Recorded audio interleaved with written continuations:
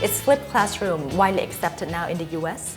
It's growing, I would say. I have some survey data that shows that somewhere between 10 and 12% of teachers in the U.S. are implementing the flipped classroom in their classroom. That number continues to grow. Roughly 40 to 45% of administrators are interested in bringing it to their schools. So there's a lot of interest in bringing it, but teachers still need some training and some information about what it is. In other countries, is it a growing trend as well for teachers to use the flipped classroom technique? Yes, most definitely. And interesting thing is it's a flexible tool that seems to work well in different models of education. So you may have a very rigid school system or a very rigid culture of education where everyone does the same thing at the same time. You can still flip a classroom in a situation like that where all the students would watch the same video the night before and you would all do the same work in class. So you can still do the time shift that's involved in flipping the class in a very structured educational system.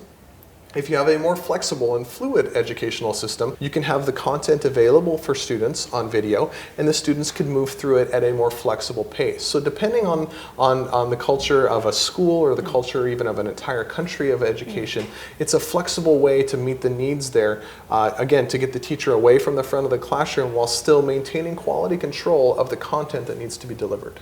What do you think would be the future trend of teaching and learning? I think the future trend of teaching and learning is going to be very individualized learning processes and individualized learning paths where assessing students, figuring out what they already know, and providing them a customized plan to get them where they need to be. So we all live in communities that have said these are the things that we want all of our learners to know and to understand. We have standards. We have things that have been agreed upon as these are part of the values of our communities. Those are not going to go anywhere. We still need students to learn content, but the way they learn content is going to be different. And the road in which they get into that content is going to be different. And their understanding of the world around that, each student has a different experience that they bring to that. If we can assess the assets that the students already have and give them the tools that they need to master what they need to master, that's the trend. It's going to be very individualized. And as a teacher, that's difficult because typically, if I have a class of 30 students, there's one of me, 30 students, I kind of have to shoot for the middle and hope I get everybody. Right.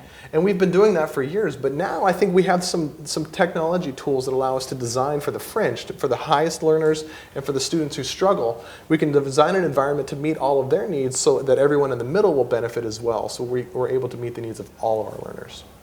Do teachers today have a more difficult task in teaching younger students like Generation Y, the Millennium students, because they tend to have shorter attention span, they can find information on the internet in an instant? Yeah, information is everywhere. It's not the commodity that it used to be. It used to be that you had to go to a physical location of learning to get access to information. It was in books, libraries, and the heads of the teachers. And if you wanted that information, you had to get the information out of the books, out of the libraries, and out of the heads of the teachers. Well, I can pick up my phone and ask it a question and it will tell me the answer back. I mean, just literally, ask Google. Exactly, and it will tell me in words in my own language, and if I don't like it in that language, I can have it translated into a language that I do understand. That's amazing.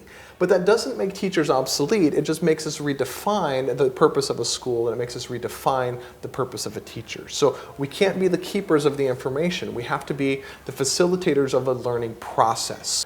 As you said, we're teaching a different generation of learners who have grown up saturated with information, saturated with access to that information. So helping them be able to navigate that world and to know what are reliable sources of information or what are helpful bits of information. The role of a teacher is as valuable as it has ever been, but it's different.